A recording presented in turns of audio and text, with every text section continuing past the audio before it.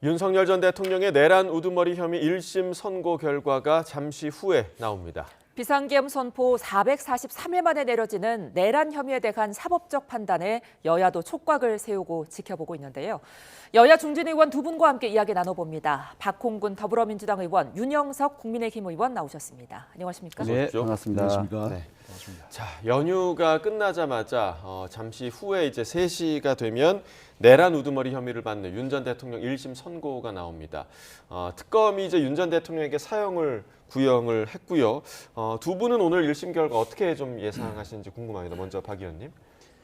알다시피 앞선 두 재판부가 이 비상계엄은 위로부터의 내란이었다라고 규정하지 않았습니까? 예. 거기서 결코 벗어나지 않을 것입니다.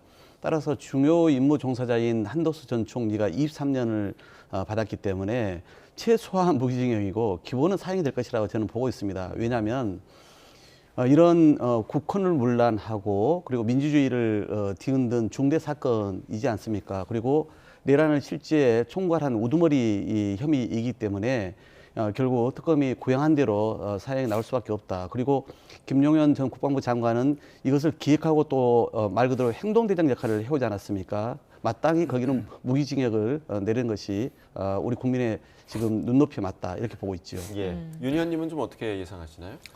예, 사실 이제 2024년 12월 3일 당시에 우리 국민의힘 국회의원들 또 국민 누구도 아마 그 당시에 계엄이 선포될 것이라고는 상상도 아마 못했을 겁니다. 못한 상황이고 저희도 전혀 사실 인지를 하지 못했고 결국 이제 윤 전 대통령의 그 계엄 선포를 보면서 사실 당시에 이제 국가 안위에 중대한 사태가 발생한 것이 아닌가 하고 전부 다 깜짝 놀랐었죠. 그런데 이제 결과적으로 계엄 요건이 상당히 불비했다는 것이 지금 그동안의 어떤 사항을 보면 밝혀지는 사항들이고 그렇다 하더라도 이제 이것은 헌법상 정해진 대통령의 통치행위입니다. 통치행위인데 그것이 이제 실패한 통치행위로 지금 기길이 지금 되고 있는 거죠. 그렇다 보니까 이제 또 재판부도 지금 사법부를 워낙 민주당과 이재명 대통령이 지금 공격을 하고 또 상당히 분위기를 장악을 하고 있는 상황이기 때문에 아마 재판부도 1심 재판부도 분명히 아마 그런 것을 정권의 눈치를 볼 수밖에 없을 거예요. 분명히. 이게 이제 법원의 판결이라는 것이 사실 정치적 상황을 절대 간과하지 않습니다. 그래서 이제 그런 눈치를 볼 수밖에 없을 거고 여하튼 좀 불리하지 않겠는가. 판결 자체가 불리하지 않겠는가 하는 생각이 들고 어쨌든 이제 이번 1심을 거쳐서 이제 최종 대법원 확정 판결까지는 상당한 시간이 남아 있기 때문에 역사와 국민 앞에 또 헌법과 법률에 의해서 사법부가 엄정한 판결을 해주길 바랍니다. 네, 앞서 박 의원님께서 언급해 주셨던 한덕수 전 총리 1심 선고 당시 이진관 부장판사가 한 말 있잖아요. 그러니까 위로부터의 내란이다 이렇게 말했던 부분, 이 부분을 오늘 직위원 재판부는 어떻게 판단할지도 궁금하거든요. 전에 이제 한덕수 전 총리 재판에서 그러한 표현이 나왔는데 예. 저는 그게 상당히 판사의 독단적인 어떤 이 정치적인 언어라고 저는 생각을 합니다. 그런 것이 그래서 헌법과 법률에 의해서 판결해야지 판사가 정치적인 언어를 쓰는 것은 맞지 않다라고 생각하고 그런 것은 한 판사의 일개 판사의 그런 발언이기 때문에 여하튼 그게 내란에 대해서 어떤 판결을 하든지 간에 그거는 이제 지기현 판사 같은 경우에는 또 별도의 어떤 본인의 어떤 양심에 따라서 판단하지 않겠는가 생각을 하고 있습니다. 예. 그런데 알다시피 이 문제 관련해서는 헌법재판소의 판결문에 그 답이 이미 나와 있습니다. 예. 당시에 이 내란과 관련해서 헌법재판소가 절차적으로 실체적으로 이것은 명백한 이 요건을 다 위반했다라고 하지 않았습니까? 거기에 따라서 이제 탄핵을 했던 것이고 우리 국민들이 똑똑히 지켜봤던 것처럼 군경을 국회에 투입해가지고 헌법상 보장된 국회의원들의 권한 행사를 방해하지 않았습니까? 선거관리위원회를 압수수색을 했고요. 또 법조인들의 유이치 추적을 했습니다. 이런 일들이 모두가 다 헌법에 위반된 상황이기 때문에 이제 그렇게 탄핵이 된 것인데 예. 뿐만 아니라 이제 이미 이 문제 관련해서는 역사적으로 이런 일이 다시는 반복해야 되지 않기 때문에 당연히 사법부 입장에서도 여기 대해서는 엄중하게 이 심판을 할 수밖에 없습니다. 어떤 정치권의 눈치를 보겠습니까? 지금 사법부가 그런 점에서. 그래서 그동안 직연 재판부가 오히려 너무 재판 과정에서 좀 가볍게 재판을 진행하고 또 한편에서는 정말 듣도 보도 못한 시간을 계산해서 예. 윤석열 내란 소개를 풀어준 거에 대한 것 때문에 혹시 이 재판 결과에 대해 약간의 우려, 이 걱정이 있긴 합니다만은 그래도 이런 헌법재판소 판결과 국민의 이 법 상식을 봤을 때 결코 그 사형이라고 하는 특검의 고영에서 벗어나지 못할 것이다라고 저는 확신합니다. 예. 사실 뭐 윤 전 대통령이 그동안 재판에 나와서 보여줬던 모습들이 반성의 모습과는 좀 거리가 먼 모습이 상당히 좀 많았습니다. 오히려 책임을 또 부하들에게 돌리는 그런 모습도 많이 볼 수가 있었고 오늘도 재판이 생중계로 진행이 되는데 윤 전 대통령 오늘은 좀 어떤 태도를 보여야 한다고 좀 생각을 하십니까? 저는 그동안 본인이 무엇을 잘못했는지에 대해서 여전히 모르고 또는 그것을 애써 지금 부인하고 있는 거 아니겠습니까? 지금까지 보여준 모습하고 달라지겠습니까? 기대하지 않습니다. 오히려 본인은 이럴 겁니다. 자기가 꾸준히 그 주장을 사법부의 판결과 달리 이건 정당한 통치행위에 따라 주장을 해야 소위 윤 어게인 세력의 지지라도 얻고 가지 않겠습니까? 자기가 계속 감옥에 있더라도 계속 그런 지지 세력을 갖고 가는 것이 셈법상 남겠다고 남을 거라고 생각할 거예요. 그런 점에서 본인은 뭐 이 국민의힘에서는 당연히 이제는 지방선거도 치러야 되니까 빨리 오늘 결과 나오고 나면은 당사자인 본인이 국민에게 사죄하기를 바라는 마음이 한편에서 있을지 몰라도 예. 저희로서는 그렇게 기대하는 것은 난망하다라고 보여집니다. 그래서 오히려 자기 안에 성에 갇힌 군주로서 행세할 가능성이 매우 높다. 판결이 끝나도 저는 그렇게 예상합니다. 예, 윤 의원님은 어떻게 생각하세요? 예, 그동안에 뭐 재판 과정에서 조금 그 부하들에게 이제 좀 책임을 전가한다든 이런 부분은 상당히 그 우리 국민의힘 지지자들도 그렇고 보수 지지자들도 상당히 안 좋게 생각하는 분들도 사실 많았는데 그러한 부분은 이제 뭐 윤 전 대통령이든지 누구든지 정치인은 본인이 책임을 져야 됩니다. 모든 행위에 대해서. 그렇기 때문에 오늘 그 재판 결과에 따라서 윤 전 대통령도 이러한 모든 저간의 어떤 사항은 본인의 판단에 의해서 그런 것을 발동을 했고 또한 그 책임 또한 모두 본인이 지고 가야 된다고 생각하고 그동안 이제 본인의 지시에 따라서 움직였던 그 전 총리라든지 그 장관들 그리고 이제 군 관계자들에 대해서 이분들에 대해서는 본인이 군 통수권자로서 또 국가 원수로서 한 지시에 의해서 따른 사람들이기 때문에 모든 책임을 사면을 하고 다시 국민을 위해서 봉사할 수 있도록 이렇게 해달라 하는 그런 메시지를 낸다면 더 좋지 않을까 생각하고 더 크게는 국민들이 더 이상 이 일로 분열해서는 안 됩니다. 그렇기 때문에 전직 국가의 그 수반인 대통령으로서 국민 화합을 위한 그런 메시지가 나오면 참 좋지 않겠는가 저는 생각을 하고 있습니다. 네, 책임을 안고 가는 모습을 좀 보여줬으면 좋겠다 네. 이렇게 얘기를 해주셨고요. 자, 오늘 그 여야 지도부 회의에서도 오늘 1심과 관련된 이야기들이 좀 나왔습니다. 어떤 이야기들이 나왔는지 함께 들어보겠습니다. 무엇보다 내란이라는 중대한 제명을 적용하는 과정에서 법리적 비약과 정치적 해석이 개입된 것은 아닌지 냉정한 검토가 필요할 것입니다. 형사법 절차가 정치적 목적의 수단이 되거나 정치 논리에 흔들려서는 결코 안 될 것입니다. 지난 12월 민주당은 기어코 내란 재판부 특례법을 통과시켰습니다. 이렇게 사법 절차를 급조하는 것은 민주당 스스로 재판 결과를 짜집기 하겠다는 것과 다름없습니다. 윤석열과 내란 세력은 헌정 질서와 민주주의를 짓밟고 국민의 생명을 위협한 반국가 범죄자들입니다. 그럼에도 윤석열은 지금까지도 일말의 반성조차 하지 않고 뻔뻔한 태도를 보이고 있습니다. 법원은 법정 최고형을 선고해서 법의 준엄함을 보이고 무너진 헌정 질서를 바로 세워야 합니다. 자, 앞서 들으신 김민수 최고위원의 발언 좀 어떻게 들으셨습니다? 그러니까 이 과정에서 법리적 비약, 정치적 해석이 개입된 건 아닌지 냉정한 검토가 필요하다. 어떻게 좀 해석해야 할까요? 저분이야말로 그동안 윤 어게인을 많이 강조했던 분 아닌가요? 그런데 오늘 이제 사법부의 이제 판결이 나오다 보니까 아마 다들 이제 노심초사하는 분위기일 거예요. 그동안 자기가 해온 이야기를 어떻게 바꿀 것인지 예. 고민되지 않겠습니까? 당연히 사법부는 사법부의 법리에 충실해서 판결을 내려야 되는 것입니다. 그걸 누가 부인하겠습니까? 그런데 좀 전 우리 원내대표가 말씀하신 것처럼 한명도 원내대표 말씀처럼 보통은 이제 개선의 정의란 표현 있지 않습니까? 그러니까 본인의 잘못을 인정하고 반성하는 모습을 보이면 예. 보통은 재판부에서도 그걸 감안해서 형량을 내리거든요. 근데 그동안 본인이 잘못한 게 뭐냐면서 부하들에게 떠넘기는 저 모습을 보면은 그렇지 않아도 최고형을 때려야 될 사람인데 최고형 때려야 될 이유가 100가지 더 쌓인 경우이지요. 이게 무슨 정치적 논리입니까?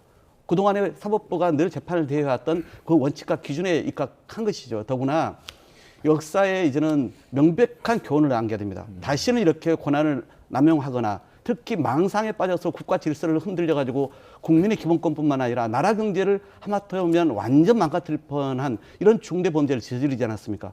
여기에 대해서 사법부가 단죄를 엄히하지 않으면 과연 누가 합니까? 따라서 오늘 재판부는 개개인의 정치적 성향도 결코 아니고 법이 허용하는 헌법의 가치를 가장 우선시하면서 최대의 형량을 내려야 되는 것이 마땅하고 만약 그렇지 않을 경우에 주권자인 우리 국민들께서 용납하겠습니까? 이건 정치의 논리가 결코 아니지요. 예. 반면에 오늘 아침 정청래 대표는 SNS에 이런 글을 올렸습니다. 윤 전 대통령에게 사형이 선고되길 바란다. 국민들이 조희대 사법부로 진격하는 일이 없길 바란다. 이런 글을 올렸는데 어떻게 보면은 자칫 사법부에 대한 압박으로 들릴 수도 있거든요.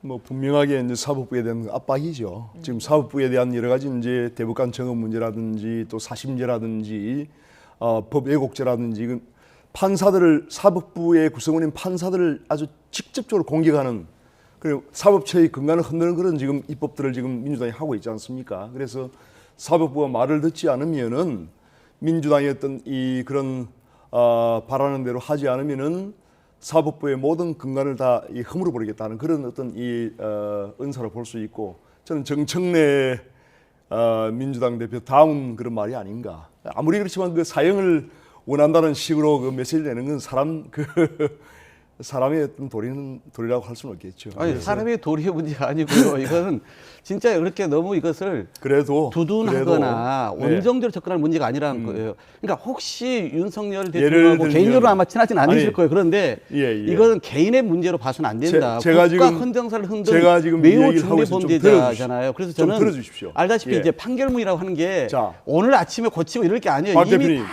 합의가 돼서 제가 다 지금 정리됐기 얘기 중에 때문에 끼어들면 저런 말을 안 한다고 되죠. 해서 판사가 바꾸겠습니까? 예. 제가 얘기 좀 끼어들면 예, 안 되죠. 말씀해 그래서 주시죠. 이제 이게 사실은 저도 마무리하겠습니다. 이게 이제 계엄 그 과정에서 어떤 인명이 훼손되다든지 어떤 그런 사태는 발생하지 않았잖아요. 그렇기 때문에 지금 상당히 정치적으로 이제 이게 우리 보수 그 정당이 불리하고 또 이제 민주당이 압도적인 다수 의석을 가지고 있고 또 이재명 정권이 지금 초창이다 보니까 워낙 지금 국민들의 어떤 지지나 정치적인 지형이 지금 민주당에 다 실려 있습니다.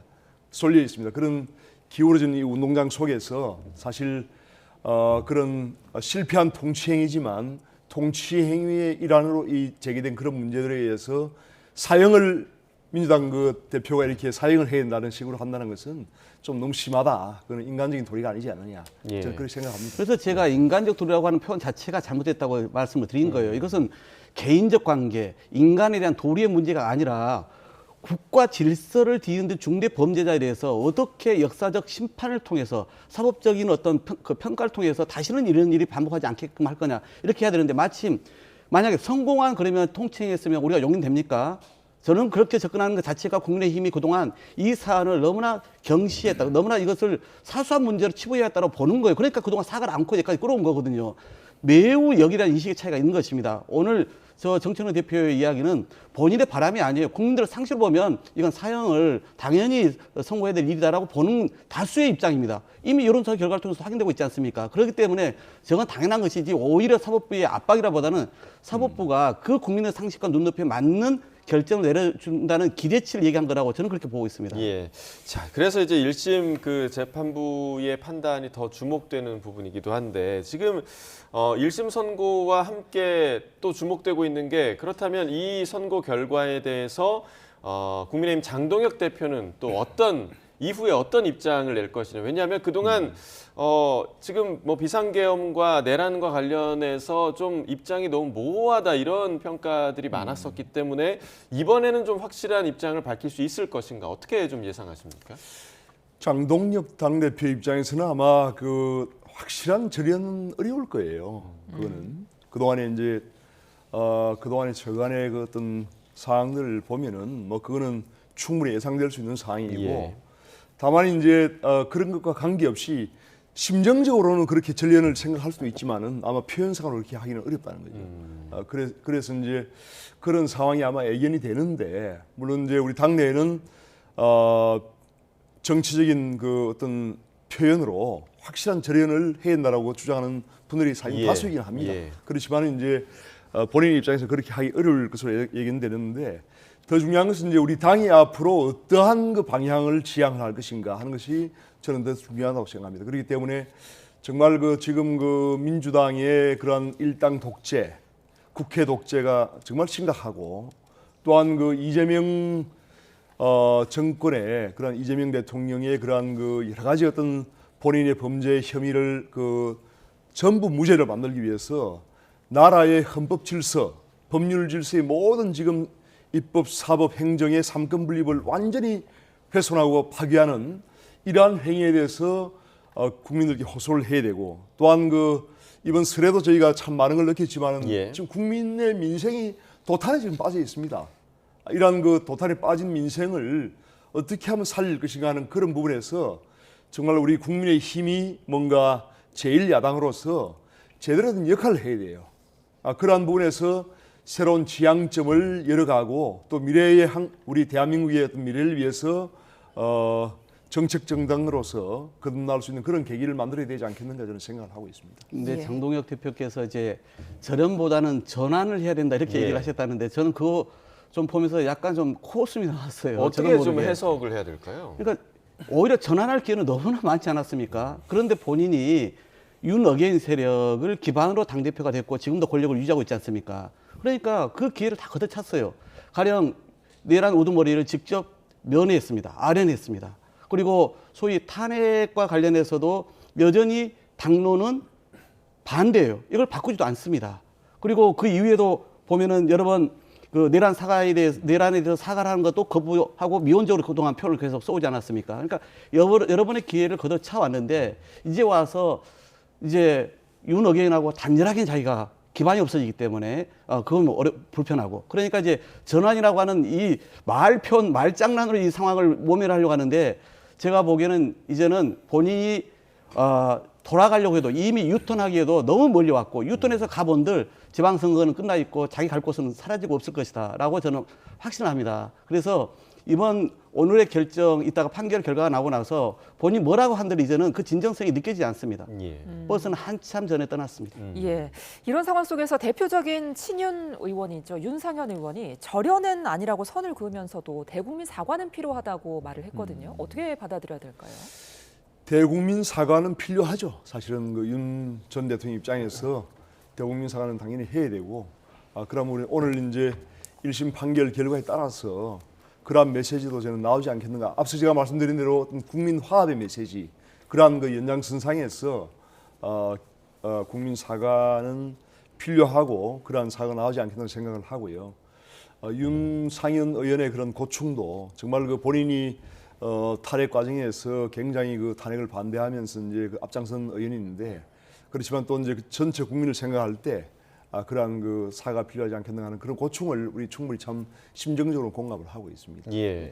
지금 뭐 사실 그 국민의힘 같은 경우는 오늘 1심 선고 결과도 상당히 좀 중요하게, 그러니까 당의 중요하죠. 방향성을 정하는 데 있어서 상당히 좀 중요한 선거 결과가 아닐까 생각이 들고 또 이제 곧 있으면 당명을 교체할 거다. 어느 정도 좀 후보군이 좀 압축된 것으로 전해지는데 이 지금 후보군으로 들리는 그 당명들이 너무 또 우측에 치우친 것 아니냐라는 비판의 목소리도 있거든요. 이 부분 좀 어떻게 좀 예상을 하십니까? 그러니까 기본적으로 이제 우리 당이 추구하는 것은 이제 자유민주주의 시장 경제 그리고 이제 정치의 어떤 이 협치의 형태로서 공화주의를 저희는 이제 지향을 하는 그런 정당입니다. 그렇기 때문에 이제 사실 이제 공화라고 하는 의미는 굉장히 좋은 의미입니다. 그러니까 함께 어떤 국정의 나라의 어떤 이 앞날 함께 그 협의하면서 합의에 의한 정치를 하자 이런 의미이기 때문에 굉장히 좋은 것인데 과거에 이제 공화당이라고 하는 그런 이제 정당이 있었기 때문에 너무 이제 다시 이제 회귀하는 것이 아닌가 하는 그런 비판도 있는 것 같아요. 그렇지만 이러한 전체적인 의미, 그 자유민주주의와 또 공화주의라고 하는 이 큰 두 가지 우리 대한민국이 지향해야 할 그러한 그 의미를 두는 그런 이제 당명이 나오지 않겠는가 생각하고 지금 한 3개 정도 압축을 했다고 제가 듣고 있습니다. 듣고 있는데 아마 고심을 할 거예요. 국민들에게 또 공감할 수 있는 또 미래 세대에게 이제 공감할 수 있는 그런 어떤 그 당명이 나와줘야 되기 때문에 저는 이제 많은 고민 끝에 그 좋은 당명이 나오지 않겠는가 생각을 하고 있습니다. 예. 자, 그런데 뭐 일각에서는 지방선거도 얼마 안 남았는데 이게 지금 당명을 바꾸는 게 맞느냐 이런 이야기도 나오고 또 뭐 김민수 최고위원을 비롯해서 윤 어게인을 외쳐서는 선거에 이길 수 없다 이런 주장도 국민의힘 당 내에서 분출되는 것 같더라고요. 근데 지금 그럼에도 불구하고 지도부가 강하게 변화를 말을 하면 국민의힘에서는 지지층도 좀 따라올 거다 이렇게 생각하는 걸까요? 저는 그 전부터 제가 여기 나와서도 여러 번 말씀드렸습니다만은 국민들에게 정치적 심판을 다시 지난 대선에 이어 지방선거에서 받지 않으려면 빨리 석고대죄하고 당명도 바꾸고 옛날 박근혜 전 대표 시절에 당사를 팔고 천막 당사를 친 것처럼 그런 진정성이라도 보여라. 그래야 마음의 문을 열지 말지도 고민하실 정도이다라고 얘기를 했는데 이제 선거 목전에 와서 당면을 바꾼다고 하니까 진정성이 느껴지겠습니까? 오히려 사람들에게는 또 그냥 앞에 팬트칠을 하나 하려고 하는 거구나. 이런 정도로 이제 비춰지는 것이죠. 예. 뭐 예를 들어서 공화 얘기는 하셨습니다만은 그건 옛날 박정희 대통령 시절에 공화라는 용어 안 썼습니까? 그러니까 당명이 그렇게 중요한 것이 아니다. 저는 오히려 민주라고 하는 단어도 그 안에 검토한다 그래서 물론 그걸 우리가 독점하는 것은 아닙니다만은 민주적이지 않는 정당에서 민주라는 이름 쓰는 것 자체가 또 효과될 가능성도 있다. 이런 생각을 한편에서 했고요. 지금 말씀처럼 저는 선거를 앞두고 나면은 좀 진심들이 정치권에 나옵니다. 어떤 게 표에 도움되는지 이제 주판 하나를 급하게 두르기 시작하고 있는 거거든요. 그런 점에서 봤을 때 현재의 그동안 그 국민의힘 안에서는 당내 주도권을 위해서 그동안 윤 어게인에 대해서 더 강한 반대를 하지 못해 왔어요. 그런데 이제 막상 선거로 가는 게 중원 싸움 아닙니까? 중도 확장 싸움이란 말이죠. 예. 매우 불리하다는 것을 이제 깨달은 것이죠. 그러니까 안에서 지금 어떻게 되어 있냐면 윤 어게인 스탠스로는 절대 이길 수 없다는 생각들이 이제 커지는 상황이 있고 이번에 설 민심을 그걸 확인했겠죠. 그래서 결과적으로 지금은 윤 어게인을 포기하자니 지방선거 끝나고 나면 배신자 낙인 찍힐 것 같고 그리고 향후에 또 당내 어떤 역학구도에서 밀리게 자명하고 그렇다고 해서 또 윤 어게인을 고수하자니 알다시피 지방선거에서 폭망할 것 같고 그러니까 오세훈 시장도 딱 그런 지점들이 있고 지금 주자들이 다 그런 목소리를 내고 있는 거예요. 예. 그래서 지금은 이런 진퇴양난의 심정에 국민의힘이 지금 다 빠져 있어 보인다라고 저는 평가합니다. 예, 말 그대로 지금 말씀해 주신 대로 진퇴양난에 빠진 모습이 아닌가 생각이 드는데 오늘 1심 선고 결과 후에 국민의힘에서 또 어떤 목소리가 나올지 좀 주목을 해봐야겠습니다. 오늘 두 분 말씀 여기까지 좀 듣겠습니다. 박홍근 더불어민주당 의원, 윤영석 국민의힘 의원과 이야기 나눠봤습니다. 고맙습니다. 네, 감사합니다.